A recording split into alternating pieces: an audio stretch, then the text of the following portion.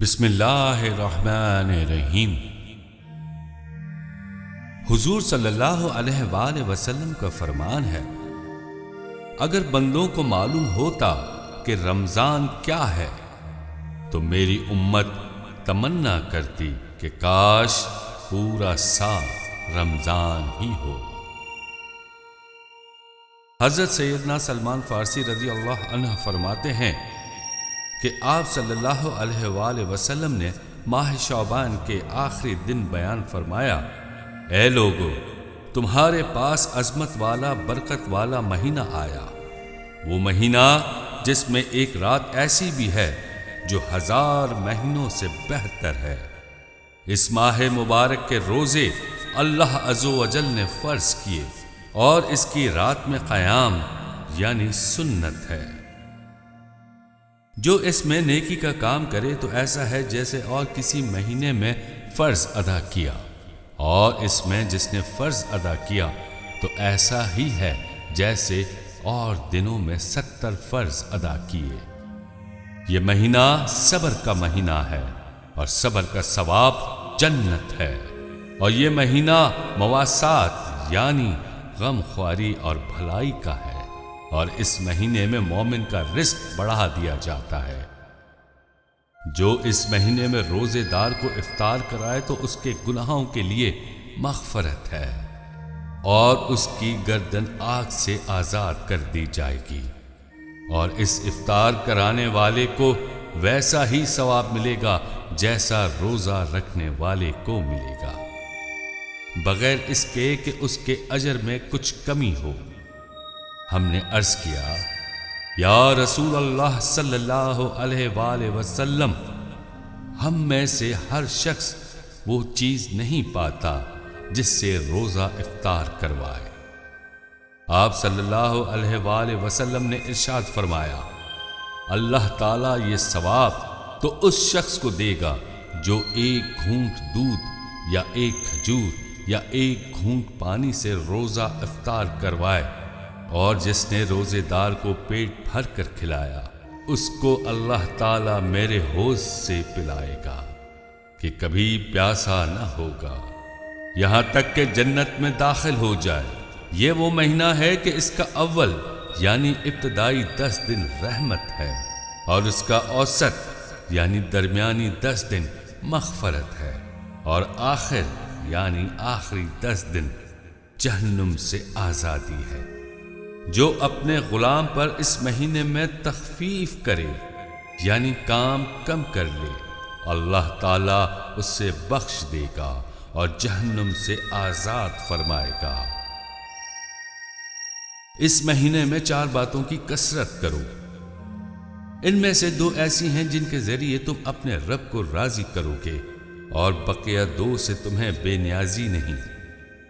بس وہ 2 باتیں جن کے ذریعے تم اپنے رب ذوالجلال کو راضی کرو گے وہ یہ ہیں، لا الہ الا اللہ کی گواہی دینا، استغفار کرنا، جبکہ وہ باتیں جن سے تمہیں یعنی بے نیازی نہیں وہ یہ ہیں، اللہ تعالیٰ سے جنت طلب کرو، جہنم سے اللہ کی پناہ مانگو۔ اس ماہ مبارک میں کلمہ شریف زیادہ تعداد میں پڑھ کر اور بار بار استغفار یعنی خوب توبہ کے ذریعے اللہ تعالیٰ کو راضی کرنے کی کوشش کرو، اور اللہ تعالیٰ سے جنت میں داخل اور جہنم سے پناہ کی بہت زیادہ التجا کیا کرو۔ حضرت مفتی احمد یار خان تفسیر نعیمی میں فرماتے ہیں، اس ماہ مبارک کے کل 4 نام ہیں، ماہ رمضان، ماہ صبر، ماہ مواسات اور ماہ وسعت رزق۔ مزید فرماتے ہیں، روزہ صبر ہے جس کی جزا رب ذوالجلال ہے، اور وہ اسی مہینے میں رکھا جاتا ہے، اس لیے اسے ماہ صبر کہتے ہیں۔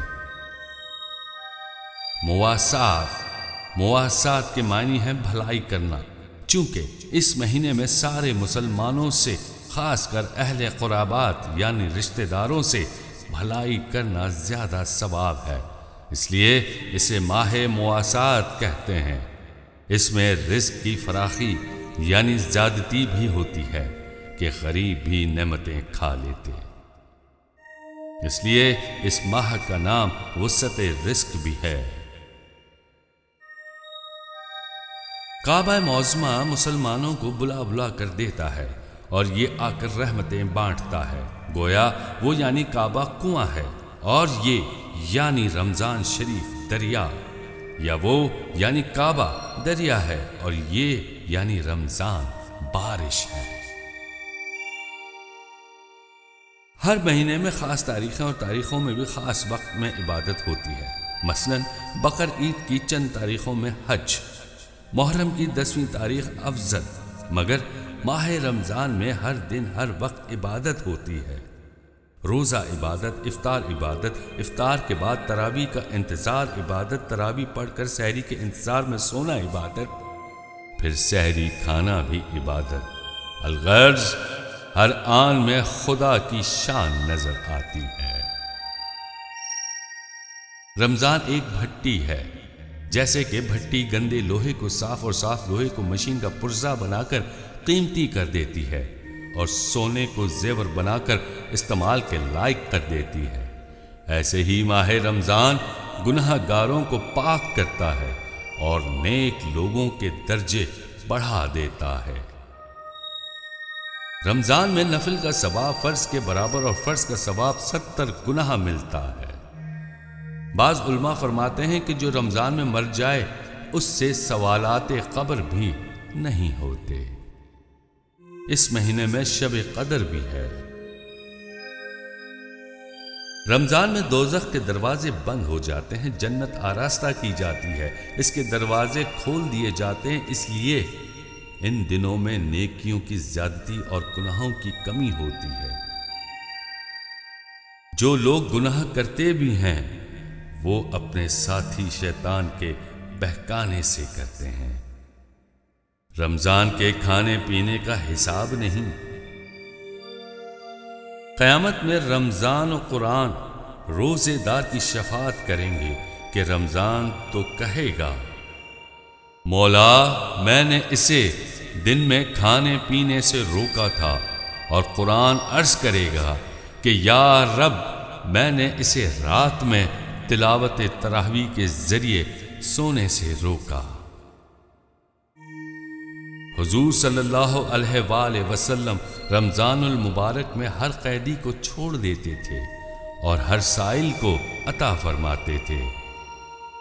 رب ذوالجلال بھی رمضان میں جہنمیوں کو چھوڑتا ہے، لہذا چاہیے کہ رمضان میں نیک کام کیے جائیں اور گناہوں سے بچا جائے۔ قرآن شریف میں صرف رمضان شریف ہی کا نام لیا گیا اور اسی کے فضائل بیان ہوئے، کسی دوسرے مہینے کا سرہن نام ہے نہ ایسے فضائل۔ مہینوں میں صرف ماہ رمضان کا نام قرآن شریف میں لیا گیا۔ عورتوں میں صرف بی بی مریم رضی اللہ عنہ کا نام قرآن میں آیا۔ صحابہ میں صرف حضرت سیدنا زید ابن حارثہ رضی اللہ عنہ کا نام قرآن میں لیا گیا، جس سے ان تینوں کی عظمت معلوم ہوتی ہے۔ رمضان شریف میں افطار اور سحری کے وقت دعا قبول ہوتی ہے، یعنی افطار کرتے وقت اور سحری کھا کر۔ یہ مرتبہ کسی اور مہینے کو حاصل نہیں۔ رمضان شریف میں افطار اور سحری کے وقت دعا قبول ہوتی ہے، یعنی افطار کرتے وقت اور سحری کھا کر۔ یہ مرتبہ کسی اور مہینے کو حاصل نہیں۔ الف لام میم محمد عین علی، الف لام میم محمد عین علی۔